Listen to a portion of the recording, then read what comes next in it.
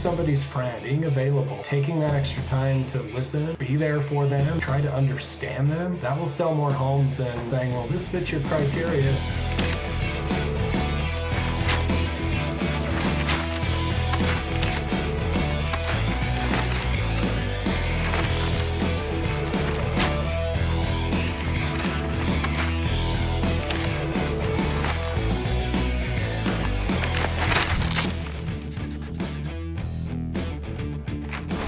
Welcome to another episode of Outside the Box. My name's Justin Armbruster, Sean Leary, account executive at BizBox. Today, we have Jordan Smith with Local Utah Realty joining us all the way from Northern Utah. Jordan and his team did over 100 transactions in 2024 and 2025. Jordan, thanks for being here. Yeah, thank you guys for having me. This is really exciting, and it's always a fun time of year to be on during the spring. Yeah, heck yeah. Well, we appreciate you making some time for us in the spring. I know you're super busy. Walk us through what's your background? How'd you get into real estate? Yeah, so the elevator pitch is Weber State, Penn State, real estate. So that's the big way of the journey. So those three things there. So, and I didn't ever think I was gonna go into real estate. I'd always run businesses. When I was young, the brothers and I, we would go around selling snow cones. We did the lemonade stand, but we saw that the money was in the snow cones because the other kids in the neighborhood, they didn't have the snow cones. Yeah. And we had the connection. We knew a place called Far Ice Cream, which you're ever in Ogden, Utah, which is where I'm from. Far Ice Cream is it. It's super lit, as Gen Z would say. I guess you could say. We would go down to Far Ice Cream. We would buy the shave ice, like 50-pound bag of shave ice. We would buy the syrups. So you had, your tiger's blood, all those really nice syrups, grape, all those. And we would sell out in front of the house. And then we got this idea too, because we played a lot of soccer growing up. We said, man, there's all these AYSO tournaments at the park around the house from us. We could probably make a killing if we went over there, hauled the Red Ryder wagon over there, loaded up the snow cone, the shave ice, and we could sell those snow cones for, $2 a snow cone. And we capitalized. There was those parents over there watching the game, just dying of thirst, and it was super hot. So we'd roll that wagon around. We would sell out and make a couple $100. And this was in, the early 90s, 1995, 86, sometime around that time. And we're out there hustling every Saturday, making a couple $100. So that entrepreneurial spirit always kind of lived within me, and it was a competition. The brother was always like, I bet you can't sell to that lady.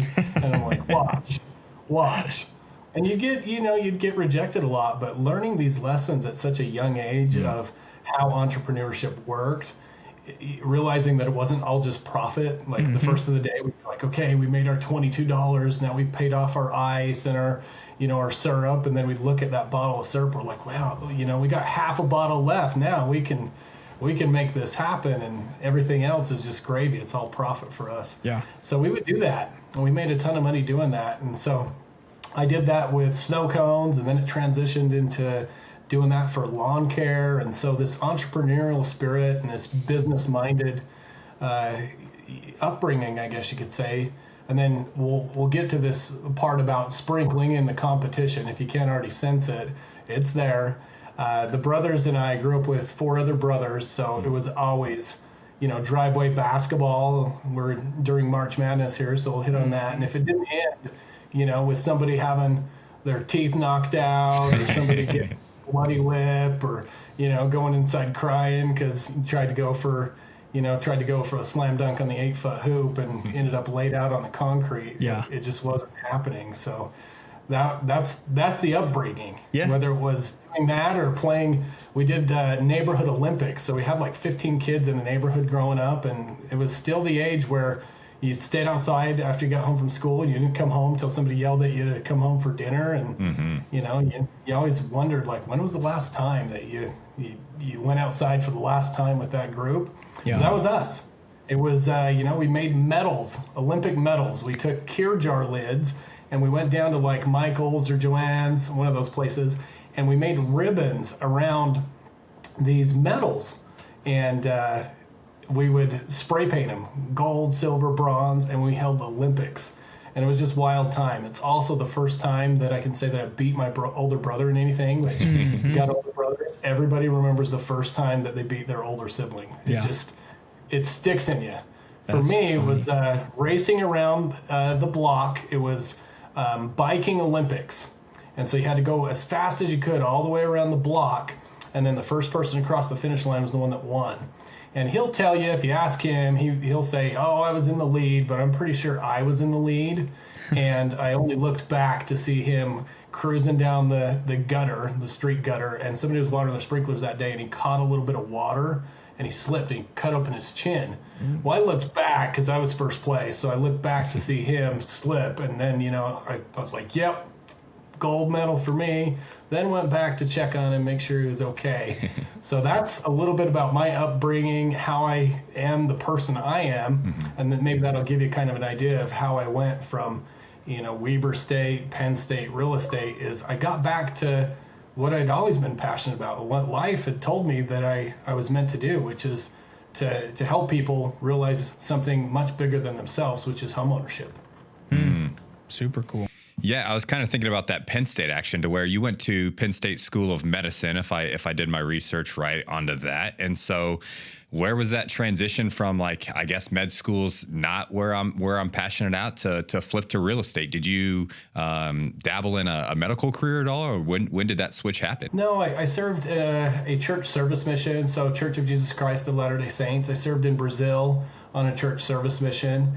And so I had some opportunity down there to kind of see how the healthcare was, a little bit different than maybe here in the United States. And it kind of made me passionate too down there, because I had to go to the hospital a few times, got really sick. I don't know if it was dengue fever or what, but you go to the hospital down there and you see some of the things, and you see how maybe somebody who's business minded could come in and maybe change some of those things. So I kind of developed, maybe a desire to jump into that. I also played a lot of sports in high school, so I fractured my ankle and had a plate and 5 screws placed. I was carted off with an ambulance attempting a game-winning field goal against Clearfield. So having an interaction there with an orthopedist who came in and fixed that up and got me back on the field for the next year, and then having torn ACLs and things like that, I kind of had a passion for seeing how important it was to have somebody who took that extra time to care more about you as a person than just coming in and doing the surgery. So that was one aspect of medicine that I really liked.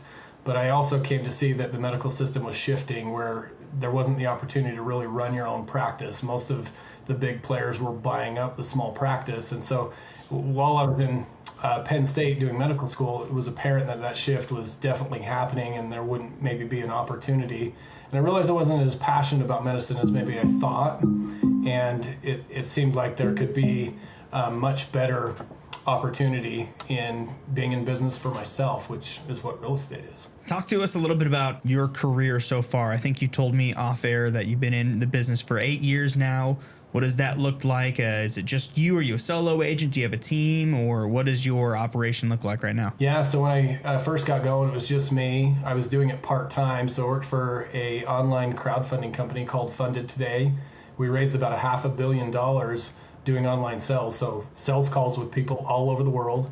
You'd reach out to them cold, and you would basically, jump on Zoom and Skype calls and be able to call them up. So I was still working that job part-time when I first got a real estate license. And really it came from the fact that my wife and I wanted to buy our first home. And so I was still doing that Funded Today job, because you got to have 2 years of income to buy a home. So you can't just immediately transition into real estate. But at the time, the agents that I was engaging with in that home search process, there was just something missing. The process wasn't great. It just seemed like, man, I'm doing a lot of this myself. There's got to be better systems in place. There's got to be somebody who's just an expert at the agreements and knows how to negotiate like a pro and be able to get us a good deal, rather than just, settle for whatever price or whatever closing costs. And so that got me passionate, where I was still working full time. And then in the evenings, I was taking the real estate courses. And so I would say for the first 2 or 3 years, I was still working that other job full time. I was doing real estate kind of part time, and I think I sold still like 24 homes in the first year. Yeah. Working, just as finish up my other job and then go work real estate. And so then I, said, wow, I'm really, really passionate about this. I'm just going to go full time doing this. And so then I made that jump to full time. I would say in the last 3 years, we've really exploded. So years, 4 through, I guess this is the 8th year. So 4 through 6, I was still doing 40 to 60 deals a year. But the last 2 years, I did 102 deals in 2024, 104 deals in 2025, and 2026 setting up to be another great year. Now I have, big numbers, right? And a couple of those years when I was doing 50, 60 deals, that was all on my own. And then I realized, wow, if I, the thing that separates, in my opinion, a true professional from somebody who, is, still solid as a real estate agent, but the level of leader you can leave behind you. So if you can train somebody else to be better than you are yourself, and this stuck out with me from my mission, because the mission president, where I served in Brazil, he pulled me aside when I was called to be a leader early on in the mission, and I served in Brazil, so I had to go and learn Portuguese. But at 8 months in, they said, "Oh, you're going to be training other missionaries." I was like, I don't even speak the language all that great. And you got the qualities of a leader. You'll figure the language out, and you're going to be great at this. And it was a daunting task, and without Heavenly Father's help, I wouldn't have been able to learn the language or do any of that. But what I'm getting at is, he also told me that the type of person you are, or the type of leader you are, it's going to be largely with the impact you leave behind you and the missionaries that you can train to be better than you are. And so that stuck with me my whole life is, how I can help somebody be better than I am, and maybe teach them lessons that I had to pay a huge price for.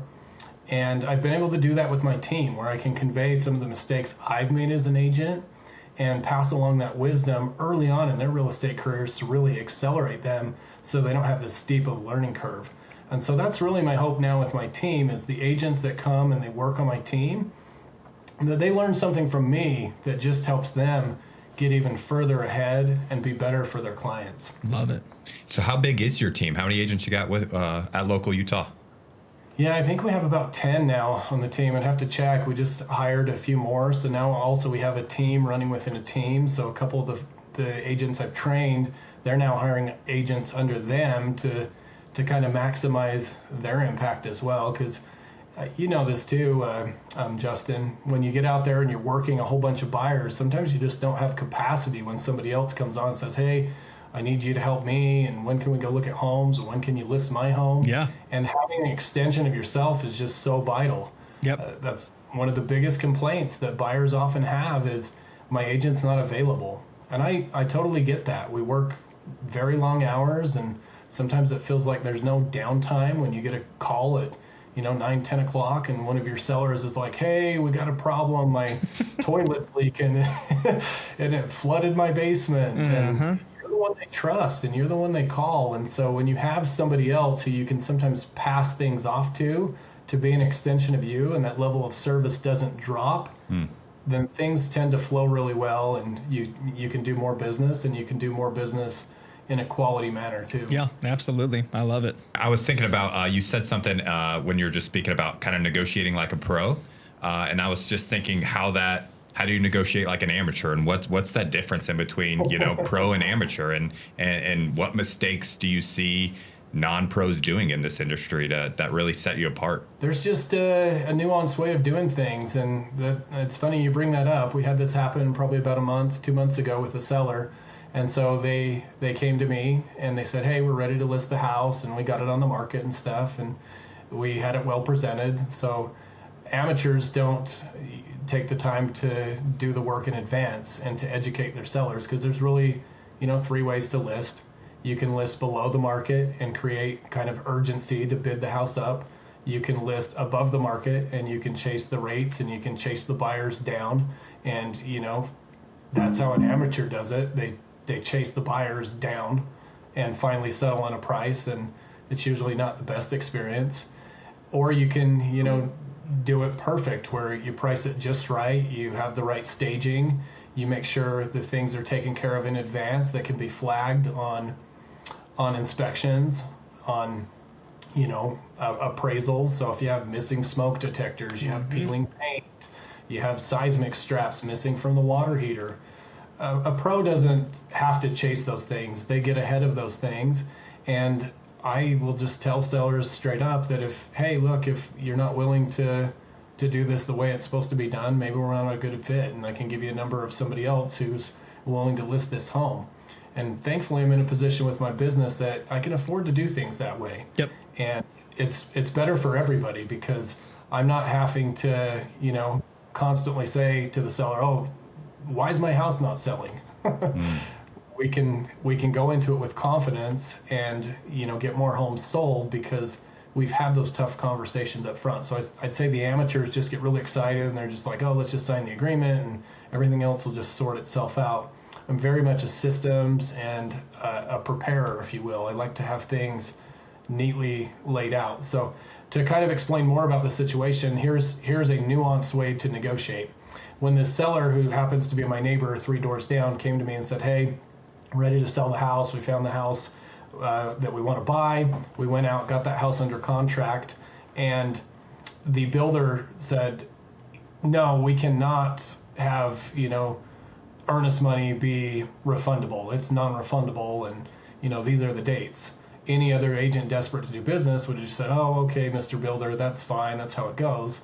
But I can use leverage because I sell so many homes. And I just said, hey, look, that's not going to work for us. And there's plenty of other homes out on the market.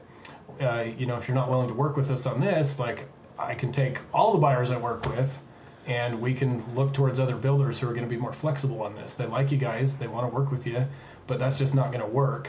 Because what if something happens with their home falling out? And I know you guys are giving us your word that that's not going to be the case.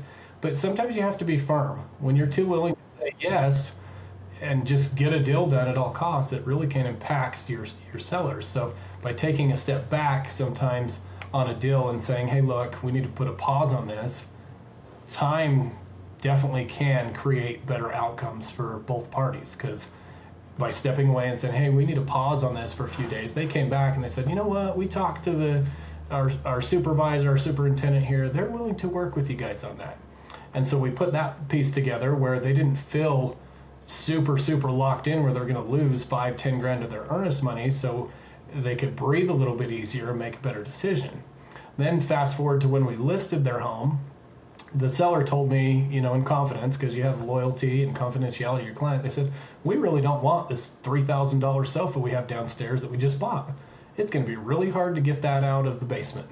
We just don't really want it. Let's just put that as it's included in the listing. I said, hey, that's great that you're telling me this. I got a better idea. Let's not necessarily put it out on the MLS that it's included in the listing, but I'm going to keep that in the back of my pocket here because what if an inspection related item comes up and the buyer tries to hit you for something? We can use that as a bargaining chip. Yep. And I looked at the back deck and I said, this was a pre-visit prior to listing. And I said, look, your back deck, it needs some reinforcement. I guarantee you an inspector's going to come out here. They're going to say, hey, that's a couple $1,000s to get that repaired. And it really needs to be done. It's going to maybe even come up as a safety issue. And he said, well, we don't really want to fix that. We just put a new carpet. We did a new roof. We had a new AC. The house is really clean. I said, okay, that's fine. But when the time comes, I guarantee you they're going to ask for that. And rather than go and give them your sofa in advance, let's use the sofa as a negotiating chip. Yep. And so sure enough, fast forward 2 weeks, the appraisal or the inspection happened. The buyer came back, hey, we need $3,500 to replace the deck. And, we also had a little bit of intel. This is the other way that buyers often go wrong, buyer agents. They had sat there discussed on the porch how much they loved the sofa in the basement. And so their agent, rather than pulling them away from the Ring camera that's sitting there, and my sellers are listening in and watching the showing take place, they sit on the porch for 10 minutes, tell us how much they love the house, and how much they also need to buy a sofa, but the one downstairs is perfect. Yep. So when that repair came in of $3,500, I said, you guys probably don't want this sofa, but we were thinking maybe rather than do the repair, the seller might be willing, if you guys are open to it, to trade the sofa in the basement. And they said, no way, you guys would do that? I said, yeah, they really don't want to part with that sofa, but It seems like a fair trade. What do you guys think? He said, for you, we will, though. Yeah, exactly. So these are ways that agents who are experts know how to negotiate, whether it's a seller who wants to leave behind a washer and dryer and you leave those as excluded. So when something comes up, now you have a little bit more bargaining power. There's all kinds of ways to do it. Oftentimes agents get, oh no, what are we going to do? I got to go call a handyman immediately. And they create all this extra work for themselves when the problem's right in front of, or the solution to the problem is absolutely right in front of them. And they just didn't think a little bit outside the box. There's a nod to BizBox there for you. There you go. We didn't even have to pay him for that. Yeah, not yet. Free advertising. Yeah. Yeah, no, that's great. That's funny you say that. I use the exact same line with my clients for kitchen appliances. I'll ask them ahead of time, are we wanting to leave the fridge and stove? Yes, absolutely. No way I'm taking that. Like, okay, let's take that information and put it in our back pocket. And let's see if they ask for them. Let's see if that's something they want, and we can, find a way to negotiate that in and make it work to our advantage instead of just putting it up there up front. Absolutely, that's why great. You're selling 50 plus homes, and Yep. the average agent sells a couple homes a year. But ones who can see what the solutions could be before it's needed, those are the ones that continually seem to win and win and win. Yeah, and I think the most important thing when it comes to negotiating as an agent is understanding being a good negotiator means you're going to miss out on some deals. Sometimes it doesn't work out. Sometimes the deal falls apart because we were a little firm, and understanding that that's a risk, but understanding that's okay. Sometimes what's best for your clients is for the deal not to work out. And yeah, 1,000%. Yeah, and instead of caving, and whether it's, on the buyer side, maybe giving the seller a price that you shouldn't have, or on the seller side, it's agreeing to fix too many things that you don't think are necessary. Sometimes deals fall apart, and that doesn't necessarily mean you didn't do your job as an agent. Sometimes it means you did what's best for your client, even if it means you need to start the process over. And having enough business as an agent for that to be an okay outcome. The best negotiators, in my opinion, are the ones that are doing a lot of business because they don't have to stress about a deal falling apart. Falls apart, it falls apart. You're going to have several deals fall apart a year, but understanding that's just part of the business. And the clients don't feel rushed either. That's repeatedly mentioned in reviews of them working with us. At 30 years of age, I had my house paid off. I had my cars paid off. Now I have multiple homes paid off. All the vehicles are paid off. And so when clients meet with me, it's not life or death if I don't sell them the home in the next 30 days or 60 days. We can afford to meet them where they are. And so many agents want to just, rush people when that business might not be business for 30 to 60 days. Maybe that's business for a year. Mm-hmm. Maybe that's business that if you treat them right and they put a pause on the search and how you interact with them and respond to their concerns, whether it's rates, whether it's payment, whether it's, it's just not right because the kids are in school, whatever it is, how you address those things, you're either building the business right for the future, or you're driving them towards someone else, depending on how you engage with them. So that's one other thing I'd mention, that we're way different than every other agent. We have a very powerful CRM that we've spent probably $50,000-$60,000 creating. So we used Podio, and then we loop in an AI phone through Quo. It used to be Open Phone. So we have amazing tracking on our clients, where the text messages and the emails, they feed right into our Podio on the client. We can go in at any point and we can see, when was the last time we talked with that client. We can see, based on AI, who's most likely to buy. We can see what they're searching. We can, if we've set up an MLS search, that feeds into our CRM as well. So the whiteboard behind me is a little bit deceptive. It hasn't been used in 3-4 years because now everything is on my CRM, on my phone, on my computer, and it's really, really helpful. An agent on my team actually had a division complaint, filed against them, and some people might be like, "Oh, that's the worst thing ever." We were actually glad when it came up. It was like, yeah, we're happy to defend this, because guess what? We had the recorded call with that client. We had multiple text messages, and it painted a very different story than what they had filled out and said in a complaint. Mm-hmm. Oftentimes agents and brokers are like, oh no, what if the division says something or does something? Great. We're very, very transparent. We're very, very thorough. We keep great systems. And so when those things come up, we gave the investigator everything they needed, and the complaint disappeared.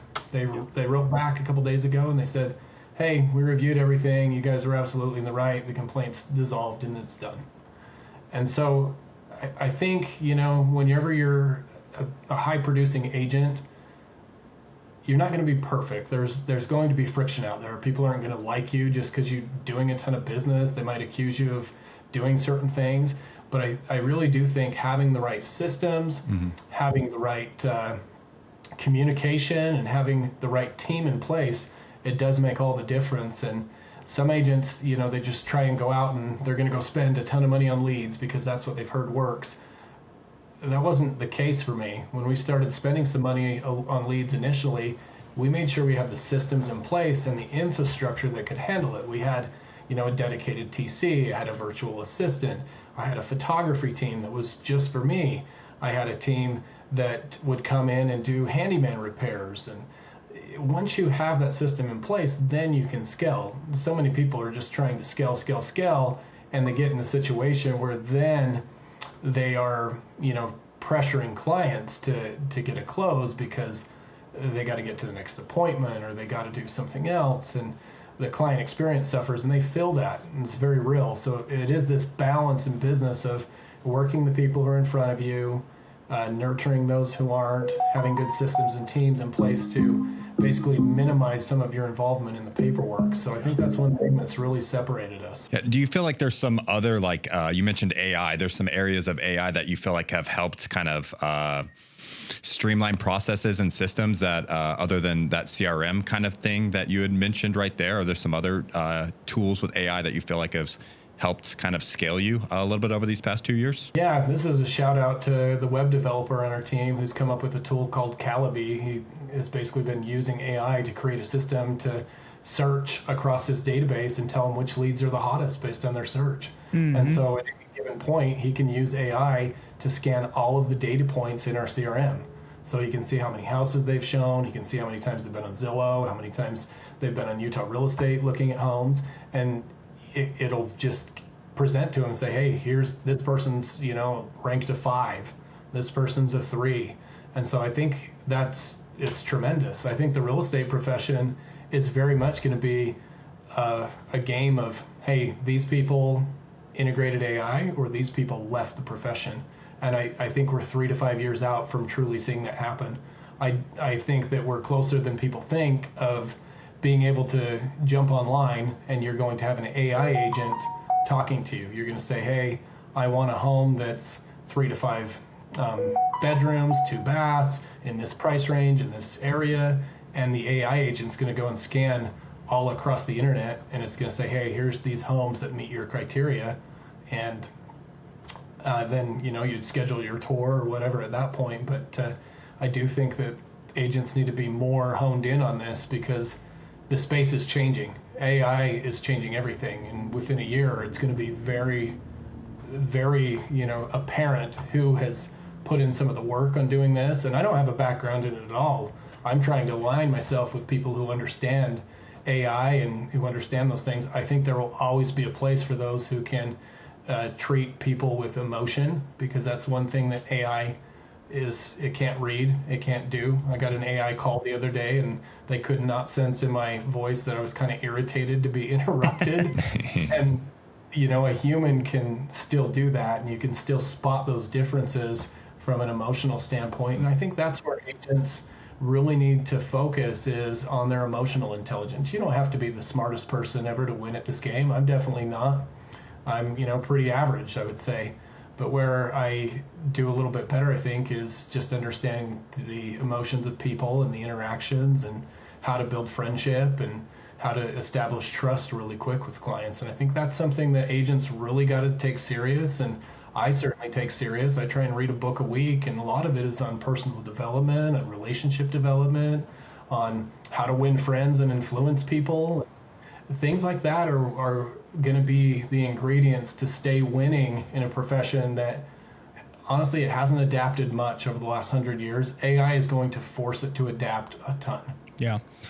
So switching gears maybe a little bit to probably, I imagine, is a relevant part of your business, but what about your repeat business and referrals? What kind of impact does that have on you? You work primarily by referral? Is there a lot of repeat clients? What do you do to ensure that you're getting those repeat customers? Yeah, so that's a very good question. Before we dive into that, the Outside the Box podcast is all about serving your clients well.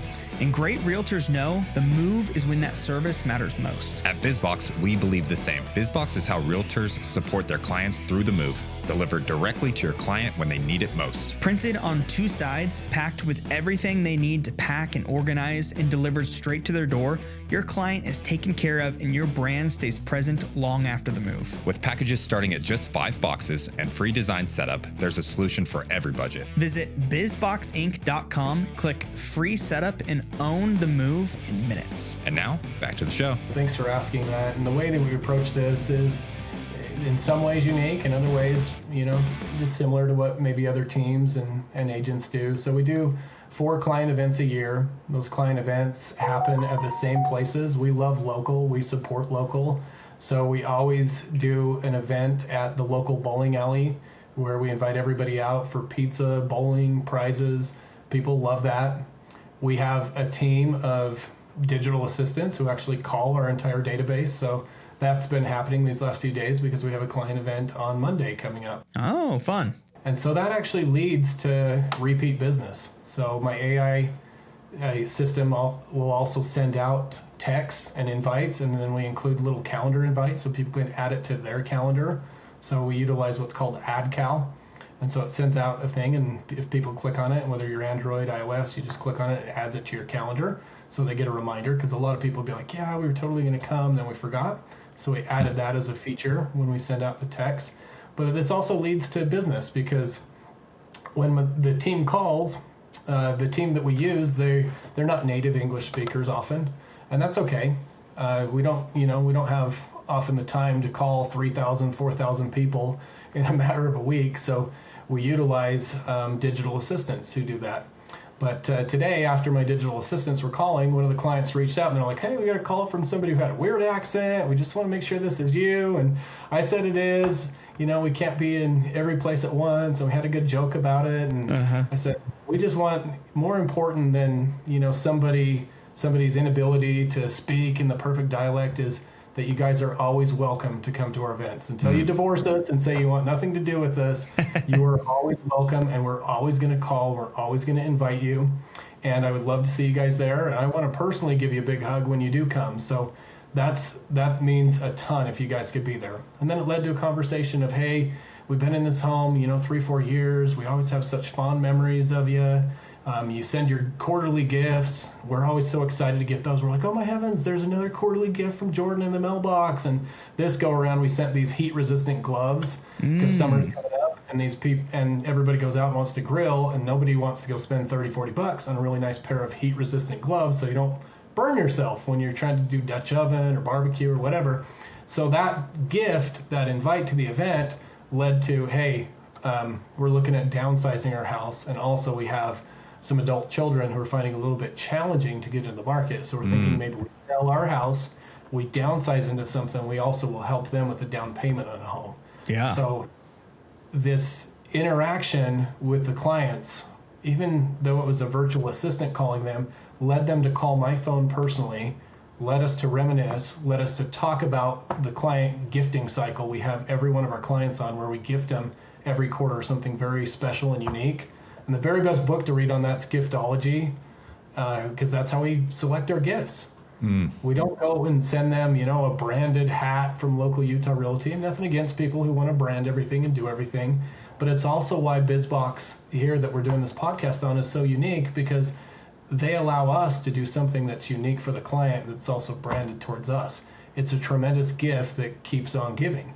And so that was one thing that stood out about BizBox, is it fits in our model of how we should gift people and how you create memorable moments. We don't gift people on Christmas. We don't do the pies on Thanksgiving. We give people in spontaneous times where it's not necessarily expected, but it's very much appreciated. And so with our business, that's how we continue to stay top of mind with our clients, is our gifting schedule, inviting them out to the client events. And now with BizBox, we can also deliver an exceptional client experience with them by sending these when they really are in need of them. Because you see folks post, hey, does anybody got any moving boxes? Oh, why don't you check U-Haul? They shouldn't have to do that. Click a button and we can send them a whole bunch of branded boxes that are a blessing for them when they're in a very stressful time, moving and preparing to, go to the new house. So I think this fits right in with the culture that we're trying to do, and we're trying to build a better client experience than anyone else has. And so BizBox has been seamless for that. One other way that we create really good loyalty and really good trust, whenever a client goes under contract, we will send them a box of crumble cookies. So they go under contract, one of my digital assistants jumps on, we make sure we have their current address, and usually within a couple hours after we told them the good news that they went under contract, they're chomping away at a 4-box of crumble cookies. That's cool. And nobody can, not like somebody when they just send them, $20 worth of really, really deluxe, nice cookies. Everything we do too is very custom. So when we are at the closing table, we have a custom cutting board made with their family crest on it, and they can either choose mountains or a home as the background, but we gift them this custom cutting board, and it's really cool. We also have a local artist who paints a watercolor of the house, and I think I actually may have one right behind me. So I got some of these just delivered for some. Oh yeah. But here's a little custom watercolor Wow. that our watercolor artist made. So they're very unique.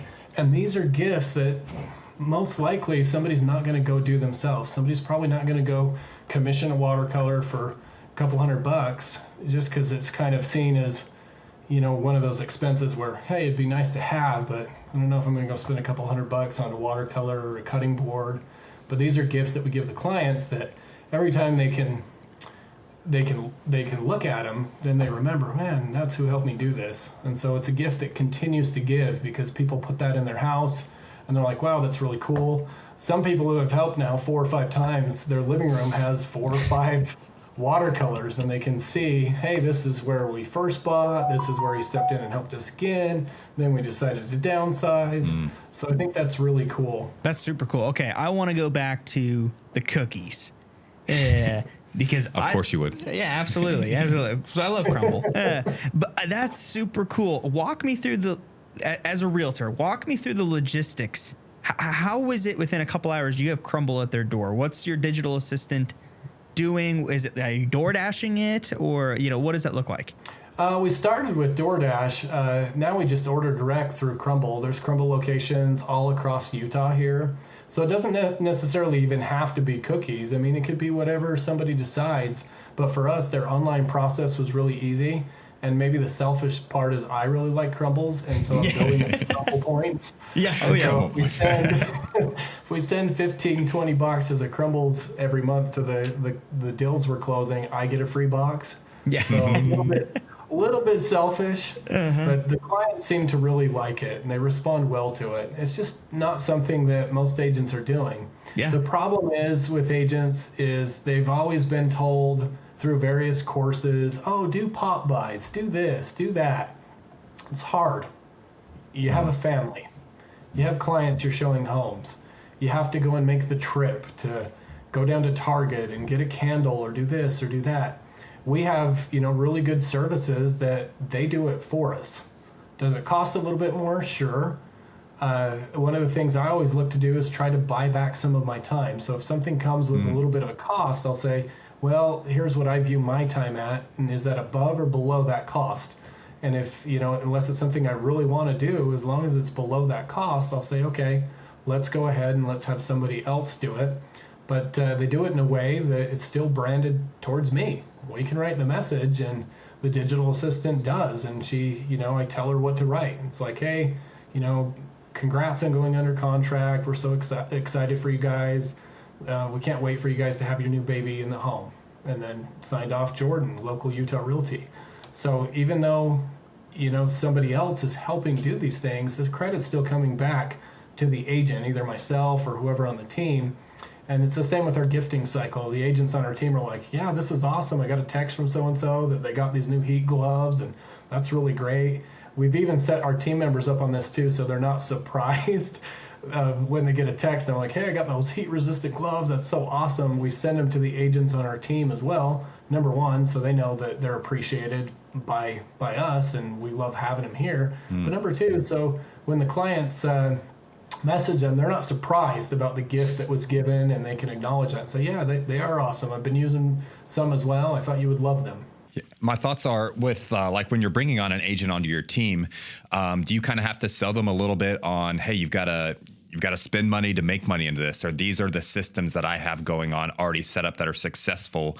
Do you feel like there's ever any pushback with like new agents that are coming on that are, hey, that's cutting too much into my commission, or deal with those issues? Yeah, that's a really good question. We have to add more value than what we are charging them.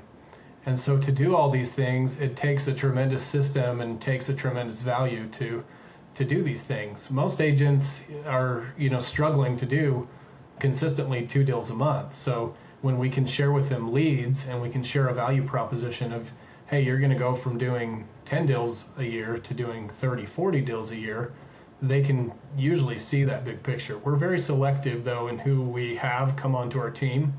There's many agents who would probably love to join a team like ours. They're just not the right fit. We very much need people who have a very high emotional capacity to be there for clients and to navigate clients, and also just an attitude of learning. Some agents are just not very coachable, and they have a hard time seeing that maybe there is a better way to do real estate, that it doesn't have to be a way they always thought it needed to be. And perhaps that the very best way to sell real estate is just to be a good friend. Yeah, so nailed many it. times, just being somebody's friend, being available, taking that extra time to listen, to be there for them, and to try to understand them, that will sell more homes than saying, well, this fits your criteria, three bed, 2 bath, whatever. So that's what we really try and preach to the agents, is to slow down and to get back to the things that really, really matter. And that's the clients, and that's what they're going through, and trying to figure out what challenges they have, because if we help them win, we will automatically win ourselves. Love it. What else you got? Well, I was thinking about that watercolor thing, and do you get a lot of your ideas from that giftology book itself? Is that where the watercolors idea come from? Because I haven't seen anybody do that, and obviously you said them hanging that on their wall as a memorabilia of how you helped them out in that time. So just kind of curious if that came from giftology, or that was a different type of idea that came about. Not all the ideas come from that book. That book just talks about the components of good gifts. One of the striking examples is this guy, he really liked custom suits. And so they were going to go to like a Knicks game or something, and the guy was coming into town, and he was very late, and he wasn't going to be able to make the Knicks game. And the guy scrambled to basically turn the hotel room into this guy's favorite luxury tuxedo and gift shop. And then, the client who was trying to win over and get business from, he was like, this is the coolest gift anybody could have ever given me. Like, you went to the research to find out what was important to me. You decked out the whole hotel in this. And then he told him to pick a suit. At the end, the guy paid for the suit himself or whatever he picked. But it's creating memorable moments. And so oftentimes companies are like, oh, let's throw our logo on a hat and give that to somebody. Let's give them a pen with our name on it. We give them a watercolor with their house on it. There's no mention of local Utah Realty. We give them a cutting board with their family crest on it. There's nothing there. There's nothing on that that's local Utah Realty. We don't go and give them like a nice high-end blanket and then throw our logo on it. We're giving them something that's personalized to them, and people like that. You're kind of cracking me up as you're walking us through all these things. I can kind of tell. So I love reading, and so I'm a big reader. I can kind of tell as you're bringing up things what books you have read And as you're bringing them up, my guess is you've read Unreasonable Hospitality. You've probably read The Power of Moments. You mentioned, what was it? There was one other you mentioned, but we usually save this question for the end. But because you're a big reader, give us your top 3 books that you would tell realtors, hey, you want to provide a better level of service. These are the 3 you should go read or listen to, and these will elevate your game. I think Grant Cardone has some really good ones. Giftology, certainly that's a really awesome book to read. I tell everybody to read that one. Atomic Habits is good. Mm-hmm. Those are just some that come to mind. People will always say to go and read How to Win Friends and Influence People, Dale Carnegie. There's just so many really tremendous books. I think rather than going out and just saying, hey, read these 3, I think you have to just go out and say, hey, what ideas can I implement? And so whenever I read a book, I try and look and say, okay, what idea is a $5,000-$10,000 idea in this book that if I take and put that into my business, it can give me massive returns? And it's not always just in books. It's copying other great ideas from people who have things that are working. We saw somebody on Instagram that they were going in and having a card that said, welcome to the neighborhood. And so it's circle prospecting. Now what I do is we went and made a card that said, welcome to the neighborhood. And then inside there was like a quote from Mr. Rogers. It was like, the thing that makes a great neighborhood is great neighbors. Yeah. And we would go around when a client bought a home, and we would go next door to the neighbors with a business magnet.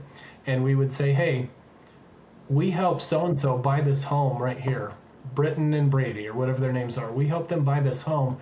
We were just coming around to see if you'd like to write a little welcome message to your new neighbor. Would that be okay if you took a second and wrote a welcome message? Now all of a sudden they got a real estate agent who's doing something way different than they've ever seen. Mm-hmm. They expected to have some sort of soliciting call that's like, hey, I sold this home. Can I sell your home? Are you curious about your value? No mention of value, no mention of that, but a mention of, hey, we just want this to be a good neighborhood. We brought you a really good family that's going to be living next door. Do you think you could be their friend? Do you think this could give you the initiative to maybe stop in and introduce yourselves? And that's resonated really, really well with people. With our buyer that bought the home, it's something that's definitely unique. They had an agent who cared enough to go and find out who their neighbors are, because whenever you see a home, people are like, are there kids in the neighborhood? Are there older people in the neighborhood? What type of neighborhood is it? Is it safe? We're finding out for them that there's some very welcoming people in the neighborhood who took a few minutes to write a card and say, hey, would it be okay if I put my number on this? And if they ever need anything, they called. That is the level of care that is going to be the winning formula as society advances more and more into this AI age. We're going to want to have emotional connection. And you either figure out a way to do that in your business, or people will pick an easy option where it's disconnected. I think there can still be both, where you utilize these new age tools, but also keep it in a way that it's still about emotional connection and relationship based. Yeah, 100%. And just to fact check, I did a little bit of research on you, and you have 255 Google reviews on your local Utah Realty, and you have 255 5-star Google reviews. You guys are batting 100% on Google reviews, 5 stars. And so one of my questions was, hey, what kind of, level, what are you doing different? What type of level of service are you providing? But if someone just listens to, the past 45 minutes, hour, they're going to see what things you're doing to separate yourself and really be different than everybody else. So just kudos on that and what you've built. It's really impressive, and you don't see that. Hopefully you won't jinx us there. That's on me. Well, do we want to end with some rapid fires? Yeah, go ahead. You got Jordan, we like to end our time on Outside the Box with some rapid fire questions, some either ors, this or that's that we'll hit you with, real estate related. Let us know when you're ready. Go for it. Clients are looking for homes. You recommend Zillow, Realtor.com, Homes.com, or neither? I recommend wherever they feel most comfortable. And so if Good they're answer. on Realtor.com, I'll send them over a link to my profile there. So there's usually a button to connect. If they're doing Zillow, I'll say, hey, here's my agent connection. And so the confusion is oftentimes buyers don't know what's going to happen. Like on Zillow, if you click contact agent, they think they're getting the listing agent and they're getting somebody that's paying for Zillow leads. So I'll always just send them my link. I recommend the local MLS probably the most because sometimes Zillow is just in the business of selling the lead. And I can say that because I work with Zillow.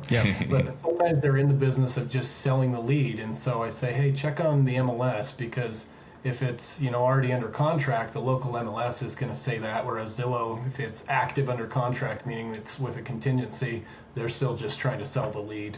Yeah, love it. Well, we talked a lot about books. What about audiobook versus actual paperback, hardback? What's your preference there? Medical school killed paperback for me. When I dropped out of medical school after year one, I said, I don't know if I'm ever going to pick a book up again. So I'm a big listener. I can be at the gym listening to a book and crushing a squat at the same time. So I'm gonna go audio. Audiobook or podcast? That one's tough. I like podcasts because I like seeing human engagement, involvement, and in real time. So I think I'm more of a people person than anything. So I'll go podcast. You got a podcast that is business related that you feel like you go to? No, not necessarily. If people recommend something, I'll check it out, but I don't have anything that I tune into on the daily. My day mainly consists of, waking up early, 5 a.m., hitting yoga, jumping in the river and cold plunging, and dropping the kid off to school. And then it's like taking calls right after I drop him off, coordinating, some of the contractors I work with and client calls, and then showing homes. There's not like a whole ton of time. Most of the time I'm on the phone calling, trying to put together another deal or keep a deal going. Cool. Home office or office? I am anti-office. I am big on home office. Nice. I think a lot of agents think they need that fancy office, that they need a place that they can, go and I don't know. I just I don't necessarily see the value in spending a whole bunch of money on having a, dedicated office. I'm here in my home office, and kids know when the door's locked, I'm busy. If they knock and, hey, it's okay. Yeah, you can come in. But I do think that the home office has been right for me. Maybe it's not for somebody else, and that's okay.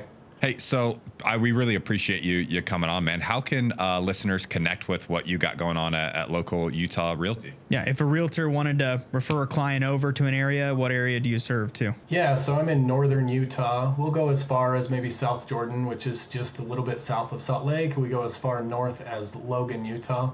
But right here around kind of the Hill Air Force Base area is kind of our bread and butter. So that's Ogden, Utah. As far as connecting with me, I'm kind of on this influencer thing lately. So I've been posting a ton on Facebook, just trying that out. And they can connect with me on Facebook. I think it's at Real Jordan Smith. Also on Instagram at Real Jordan Smith. So come on, check it out. That's something new that we're trying lately is we're just posting a ton of really interesting content to get people to engage. And we went from 0 to like 230,000 views in 28 days. So there you go. We just, wing it. And heck yeah. got a ton of traction. Cool. Love it. Jordan, thanks for your time, man. Appreciate you joining us. This has been awesome. Yeah, thank you guys. Have a good one. Have a good Thanks one. again.